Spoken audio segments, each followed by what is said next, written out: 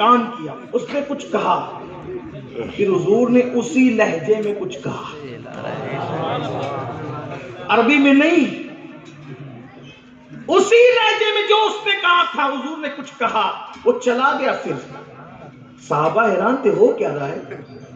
زبان وہ بولی گئی جو ہم نہیں جانتے۔ ہندوستان میں کچھ لوگوں کو گھمنڈ ہے، انہوں نے کہا نبی کو اردو زبان ہم نے سکھائی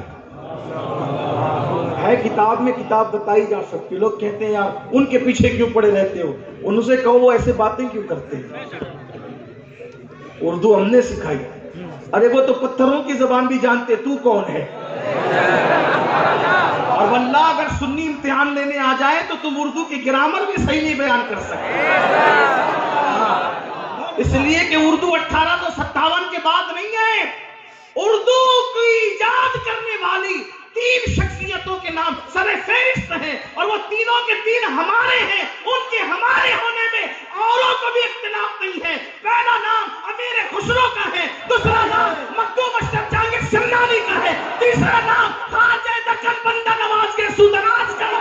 نعرہ تکبیر، نعرہ رسالت، اہل سنت، مسلک اعلیٰ حضرت حضور سید امین القادری، سنی دعوت اسلامی۔ تینوں کے ہمارے ہونے میں اردو نبی کو سکھانے والوں آپ کو بھی اختلاف نہیں ہے، اس لیے کہ تینوں قبروں پر چادر اوڑھ کر پڑے جو آپ کے یہاں شرک ہے۔ یہ تو صرف ہمارا مزاج، ہمارا ظرف ہے، میں کسی کو گالی نہیں دے رہا ہوں، لیکن بات یہ ہے۔ اور یہ بھی آپ کو بتاؤں کہ لوگوں کو اردو سے بڑی تکلیف ہے، ہم اردو کو مٹا دیں گے، اردو کو مٹا دیں گے۔ ہم کہتے ہیں فلمیں تو ہندی بناتے ہو،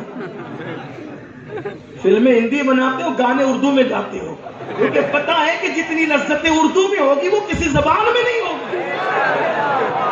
ہندی بہت خوبصورت زبان ہے جانتا ہوں میں، لیکن گانوں کے لیے، شاعری کے لیے فارسی زبان کے بعد اردو زبان سے زیادہ کوئی زبان دلچسپ ثابت نہیں ہوئی ہے۔ اور اگر لوگوں کو اردو مٹانے کا اتنا ہی شوق ہے تو ہم کہتے ہیں جس سے بھارت آزاد ہوا تھا وہ ایک مختصر نعرہ ہے، اور اس نعرے کا نام ہے انقلاب زندہ باد۔ جب یہ نعرہ لگا تھا تب بھارت آزاد ہوا تھا، ورنہ یہ انقلاب زندہ باد بتا دو کس زبان کا نعرہ ہے؟ یہ انقلاب بھی اردو کی پیداوار ہے۔ اور آپ کو یہ بتاؤں، آپ سے بھی کہتا ہوں اردو سیکھو، انگلش میڈیم میں اپنے بچوں کو ضرور پڑھاؤ، لیکن اردو زندہ رکھو، اس لیے کہ اسلام کا ذخیرہ کتب کے حوالے سے، لٹریچر کے حوالے سے عربی اور فارسی کے بعد سب سے زیادہ اگر ہے تو وہ اردو زبان میں ہے۔ اردو زندہ رہنی چاہیے اور رہے گی۔ کیوں؟ اس لیے کہ ولی کے بٹھائے ہوئے اونٹ نہیں اٹھا سکتے، تو ولیوں کی ایجاد کی ہوئی زبانوں کو لوگ کیسے مٹا سکتے ہیں؟ نہیں مٹے گی، نہیں مٹے گی۔ بہرحال زبان اردو ہے، بات چلی تھی دور نکلی۔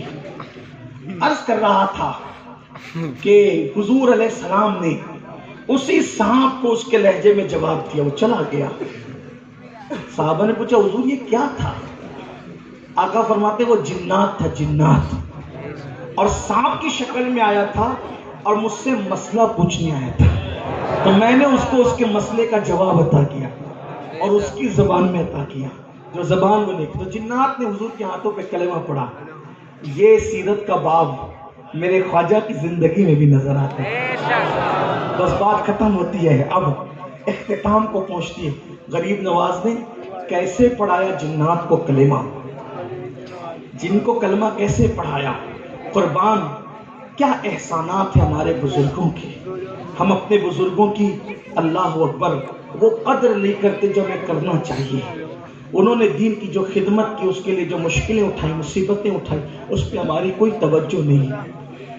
ہوا یہ کہ رائے پتورا جس وقت اس نے دیکھا، چونکہ بانٹ رکھا تھا سماج کو خطوں میں، قبیلوں میں، زبان میں، علاقوں میں، عصبیت پہ بانٹ رکھا تھا. غریب نواز